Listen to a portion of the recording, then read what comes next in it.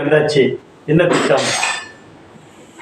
குடும்பத்தோடு சேர்ந்து ஒரு சுற்றுலா போகலாம், கோயில் குளங்களுக்கு போகலாம், வீட்டில் உட்காந்துட்டு இந்த பட்டிமன்றம், சாலமன் பாப்பியா இந்த அவங்க மாதிரி உள்ள பட்டிமன்றங்கள் பார்க்கலாம், டிவி சீரியல், சினிமாக்கள் பார்க்கலாம். ஓகே, அது ஒரு நிலைப்பாடு.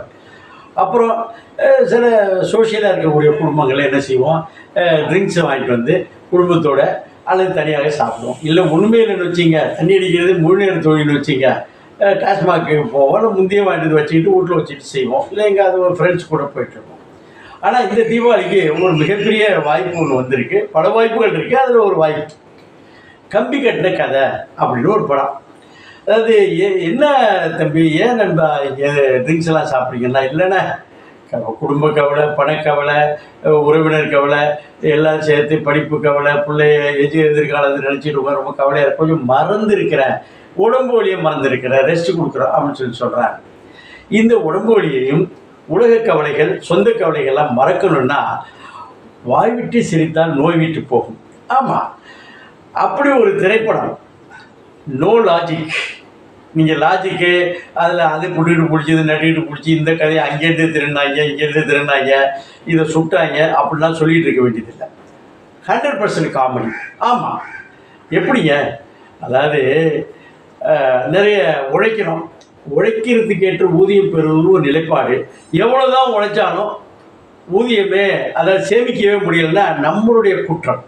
ஆமாம், 10 காசு வருதுன்னா ஒரு 4 காசு சேர்த்து வைக்கணும். நாளைக்கு நான் மல்லாக கொடுத்துக்கிட்டோம்னாக்கா புள்ள பார்க்கும், பொண்டாட்டி பார்ப்பாங்க, சொந்தக்காரங்க பார்ப்பான்னு இருக்கக்கூடாது. நான் தர்மம் செய்கிறேன், நான் அலுவலகத்துக்காக செய்கிறேன், வேலைக்காக செய்கிறேன், அப்படியே புண்ணிய தான தர்மம் வழங்குற கோயில் கூட பண்ணுறேன்னு சொல்ல இருக்கக்கூடாது, இருக்க முடியாது. உங்கள் காசு சேர்த்துக்கணும்.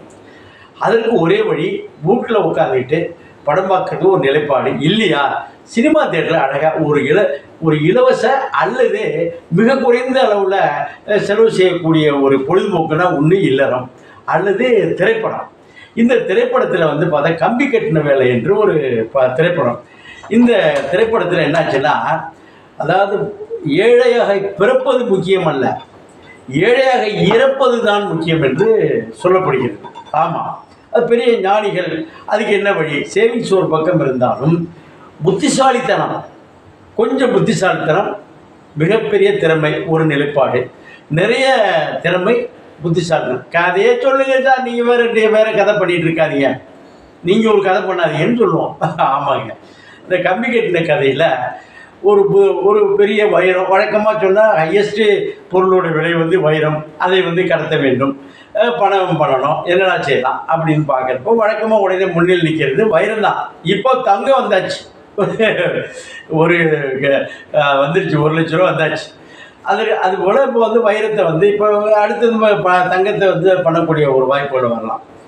அந்த வைரத்தை கடத்துவதற்காக ஒரு பர்சன் யாருன்னு தேடி பார்த்தா, இதை கடத்திக்கிட்டு போய் அவங்களுடைய இது கொடுக்கணும், நம்மளே வச்சுக்கலாமே. நிறைய இடத்துல அப்படி தான். நிறைய பெண்களை போய் என்ன நீங்கள் பார்த்துக்க, நான் பெரியவர்கிட்ட சொல்லி உங்களை ஏற்பாடு பண்ணுறேன். அந்த பொண்ணு சொல்லுவாள், அந்த இதுலேயே அந்த நயன்தாரா சொல்லாது, ஏன்னா உங்கள்கிட்ட வந்து எல்லாத்தையும் உங்களை கம்பெனி கொடுத்துட்டு முதலாளிகிட்ட போய் நீங்கள் சொல்லிட்டு போய் நான் ஸ்ட்ரைட்டாக முதலாளிகிட்ட போயிடுவேன் அப்படிங்கிற கதை தான் இது கம்பி கட்டின கதை. அது மாதிரி பண்ண ஆரம்பித்தார். இப்போ சாமியார்கள், நிறைய சாமியார்கள், ஜோதிடர்கள் இவர்கள் நம்புவது வந்து ஆண்கள் நம்புகிறாங்க. வேலை வெட்டி இல்லாத நிறைய நண்பர்கள் செஞ்சால் கொடுத்த பெண்களுக்கு என்னன்னா, வருஷத்தில் 365 நாளும் ஒரு விரதம், நான் அந்த இது பண்ணுறேன், இந்த பரிகாரம் பண்ணுறேன். சாமியார்கள் உட்காந்துருப்பான். அதாவது நேர்த்தி வந்த சாமியார், இந்த சாமியார்களை தோலுரித்து காட்டவில்லை, கிண்டி கிழங்கெடுத்து தேர் எடுத்து தெருவில் விட்டுருக்கிறார். திடீர்னு பார்த்தா திடீர் சாமியார் ஆகிறாங்கல்ல, வந்து பொம்பளையெல்லாம் பார்த்தா அரகர சந்திர ஏதோ சொல்லிட்டு கிடக்கிறான். அந்த மாதிரி உள்ள பெண்கள், இளிச்சவாய பெண்கள் ஈஸியாக 14 வாரத்தில் நல்லா சிரிச்சாப்புல ஒரு உதவி பண்ணுற மாதிரி போக காமிச்சா ஒட்டிடுவாங்க. இதை மையமாக வைத்து ஒரு கதை செய்திருக்கிறார். ஆமாங்க, நட்டி தெரியும் உங்களுக்கு. அந்த நட்டி என்ற நடராஜ சுப்பிரமணியம் ஒரு அற்புதமான கேமராமேன். ஆனால் அவர் படம் செய்த உதவியாளராகவும் நேரடியாக படம் போனது, ஆக்ஷனு டைரக்ஷன்லாம் நேராக பார்த்ததுனால இந்த திரைப்படத்தில் வந்து ஹீரோ அவர் தான். ஓகேவா? அடுத்தாப்புல நம்ம ஜாவா சுந்தரேசன் யார் என்று இப்போ அண்மையில் ஒரு 10 நாளைக்கு வந்து பேரை சுட்டி கொண்டார். யார் என்றால் நமது சாம். பாருங்களேன், அவர் வந்து இதில் செஞ்சாங்கல்ல, அதாவது விக்ரம் படத்தில் பழைய முத விக்ரம் படத்தில் ஜனகராஜ் அந்த மாதிரி ஒரு கேரக்டரை ஃபிக்ஸ் பண்ணியிருக்காங்க. ஒரு டிரான்ஸ்லேட்டர் ஆஃப் தட் ஒரு பெரிய மன்னர் கூட அதை செய்திருக்கிறார். சிங்கம்புலி அடாடாடாடா ஒரு நல்ல இயக்குனர், ஒரு நல்ல காமெடி நடிகர், நல்ல பாடி லாங்குவேஜ் எல்லாம் செய்யக்கூடிய அளவுக்கு ஒரு அற்புதமாக கொடுத்துருக்கிறார்.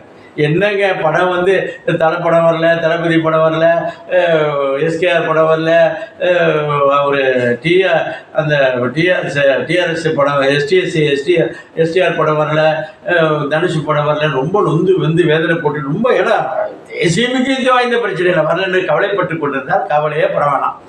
நான் சொன்னோம்ல, ஒரு குவார்டர் அடித்தோம்னாக்கா ஒரு 2 to 3 hours 4 hours வந்து உலகத்தையும் மறந்திருக்கலாம். இந்த திரைப்படத்தை பார்ப்பதன் மூலம் நோ லாஜிக், காமெடி மட்டுமே பிரதானமாக வச்சு பண்ணியிருக்காங்க. நம்புறபடியாக இருக்கிறது.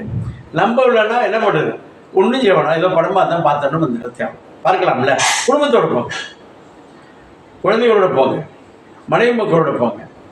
போயிட்டு ஒரு டூரிஸ்ட் சுற்றி ஊர் உலகம் சுற்றுறதுக்கு பதிலாக தாக சாந்தி பண்ணுறதுக்கு பதிலாக இது இட் வில் பி டன். என்ன பாய் பார்த்து